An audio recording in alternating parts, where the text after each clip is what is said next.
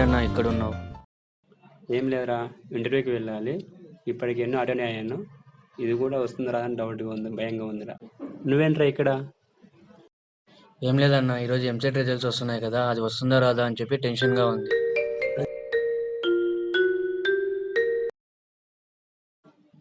ఏంట్రా ఇక్కడున్నారు? నేనా? ఇంటర్వ్యూకి వెళ్ళాలి కదా, అది వస్తుందిరా అని టెన్షన్గా ఉందన్నా. ఎందుకురా భయం? ఎందుకురా అంత టెన్షన్?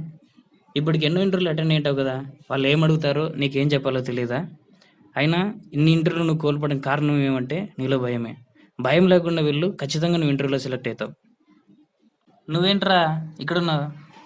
నీకెందుకురా భయం? అందరిలో నువ్వు ఇంటెలిజెంట్వే కదా, మరి నీకు సీట్ వస్తుందనే నమ్మకం లేదా? ఆ మాత్రం కాన్ఫిడెంట్ కూడా నీకు లేదా? ఏం చేయమంటావు? ఎంత చదివినా గుర్తుండడం లేదు. ఎగ్జామ్ హాల్లోకి వెళ్ళిపోతేనే టెన్షన్తో అంతా మర్చిపోతున్నా. ఏంటన్నా అలా అంటావు? ఎందుకో తెలుసా? నువ్వు సరిగ్గా చదవడం లేదు కాబట్టే నీకు గుర్తుండడం లేదు. అవునరా, నువ్వు చదవాలని చదవకుండా తెలుసుకోవాలని చదివితే ఖచ్చితంగా గుర్తుంటుంది. సరేరా, నాకు పని ఉంది, నేను మళ్ళీ మిమ్మల్ని సాయంత్రం కలుస్తాను, సరేనా? బాయ్. ఆల్ ద బెస్ట్ రా.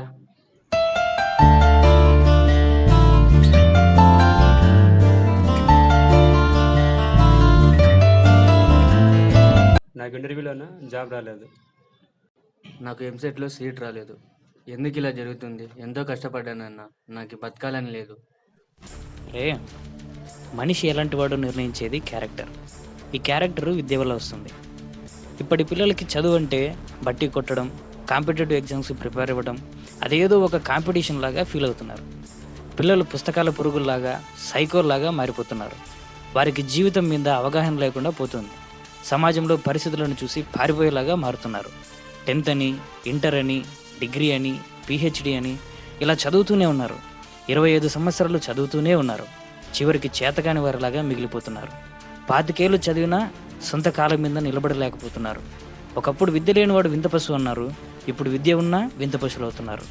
10th ఫెయిల్ అయితే సూసైడ్, ఎంసెట్లో సీట్ రాకపోతే సూసైడ్, డిగ్రీ పూర్తయి ఉద్యోగాలు రాకపోతే సూసైడ్. 25 ఏళ్ల చదువు మీకు పిరికితనాన్ని నేర్పిస్తుందా? సమాజాన్ని ఎదిరించి నిలబడడం నేర్పించడం లేదా? విద్య జ్ఞానం వసయేత్ అంటారు. ఇప్పుడు విద్య నుండి జ్ఞానాన్ని పొందుతున్నారా, లేక విద్య మాత్రమేనా?